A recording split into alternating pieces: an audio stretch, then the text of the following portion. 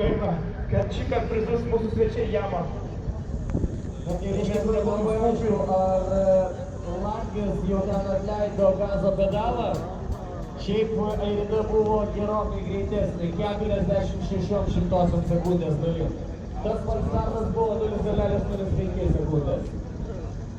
Tai kad sveikinimai Latviams, kol kas 3 pergalės. Visose 3 kandidatėse kol kas keliame prie Latvijos lygos.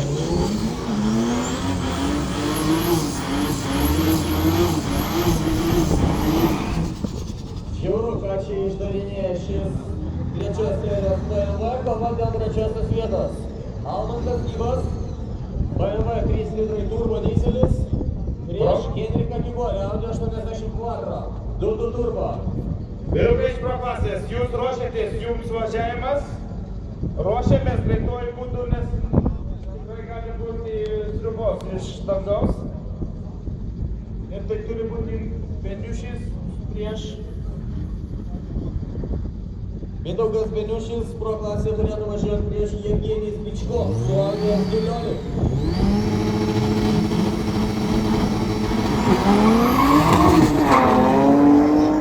Oho! Juoda, kur dairai, skvertas. Degluose. Ir laimė.